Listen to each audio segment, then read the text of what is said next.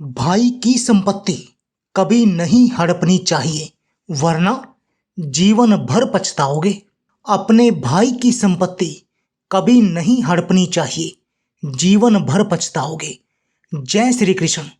मित्रों, स्वागत है आप सभी दर्शकों का आपके अपने चैनल पर। दोस्तों, आज का विषय है इस दर्द भरी कहानी से, जो कि ये कहानी बहुत ही ज्ञानवर्धक और हमारे जीवन को सबसे अधिक प्रेरणा देने वाली है।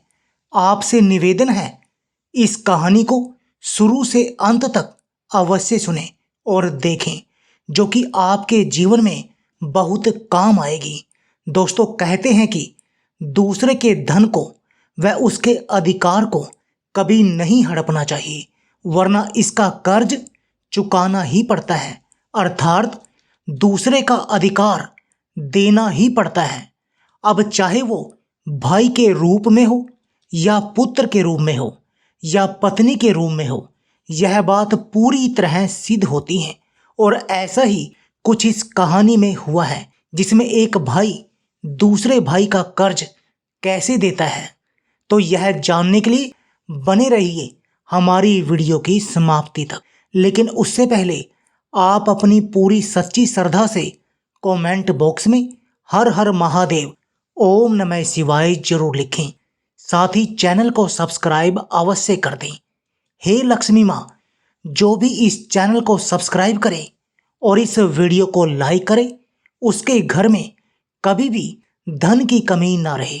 उसका पूरा परिवार हमेशा हंसता मुस्कुराता कुशल मंगल रहे। दोस्तों, एक गांव में एक किसान रहता था। उसके परिवार में उसकी पत्नी और एक लड़का था। कुछ सालों के बाद पत्नी की मृत्यु हो गई। उस समय लड़के की उम्र 10 साल की थी।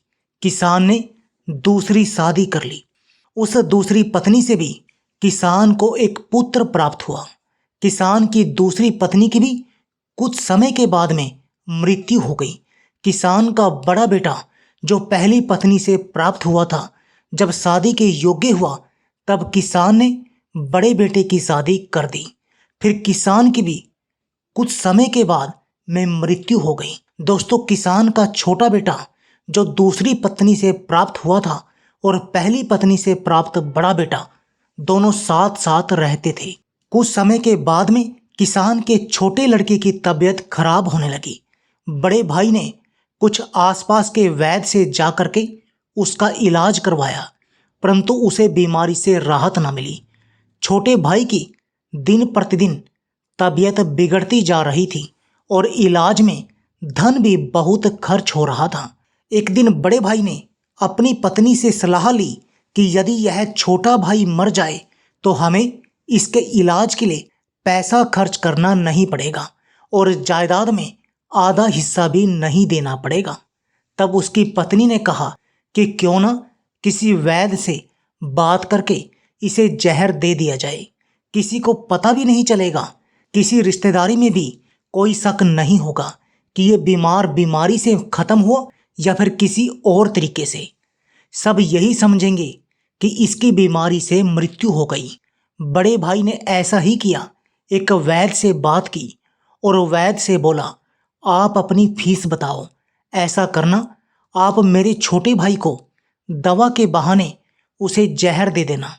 वैद्य ने बात मान ली और लड़के को जहर दे दिया और लड़के की मृत्यु हो गई। उसके भाई भाभी जो थे, वो बड़ा खुश रहने लगे।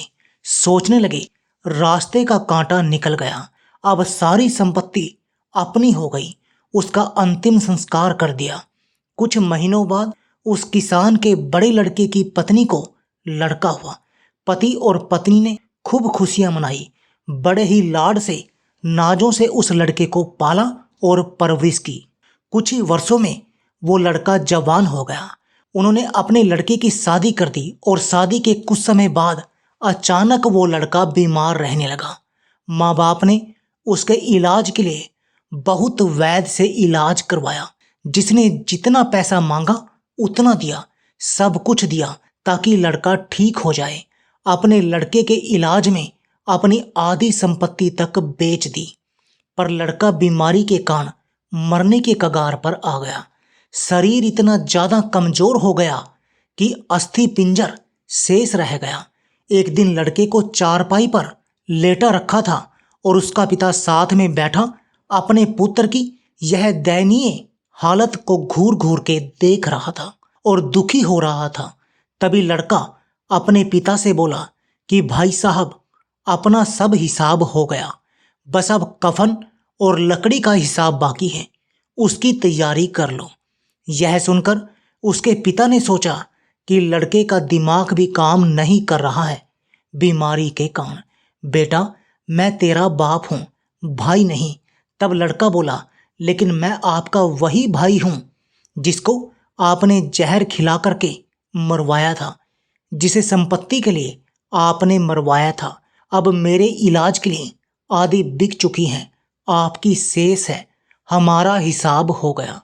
तब उसका पिता फूट फूट कर रोते हुए बोला कि मेरा तो कुल नाश हो गया, जो किया वह मेरे आगे आ गया, पर तेरी पत्नी का क्या दोष है जो इस बेचारी को जिंदा जलाया जाएगा। उस समय सती प्रथा थी जिसमें पति के मरने के बाद पत्नी को पति की चिता में जला दिया जाता था। तब वो लड़का बोला कि वो वैद्य कहाँ है जिसने मुझे जहर खिलाया था। तब उसके पिता ने कहा कि आपकी मृत्यु के 3 साल बाद वो मर गया। तब लड़के ने कहा, ये वही दुष्ट वैद्य है जो आज मेरी पत्नी के रूम में है, मेरे मरने पर इसे जिंदा जलाया जाएगा। हमारा जीवन जो उतार चढ़ाव से भरा रहता है, इसके पीछे हमारे अपने ही कर्म होते हैं। हम जैसा बोएंगे वैसा ही काटना पड़ेगा। कर्म करो तो फल मिलता है, आज नहीं तो कल मिलता है। जितना गहरा अधिक हो कुआं, उतना ही मीठा जल मिलता है। जीवन के हर कठिन प्रश्न का जीवन से ही हल मिलता है। तो दोस्तों, कैसी लगी हमारी कहानी?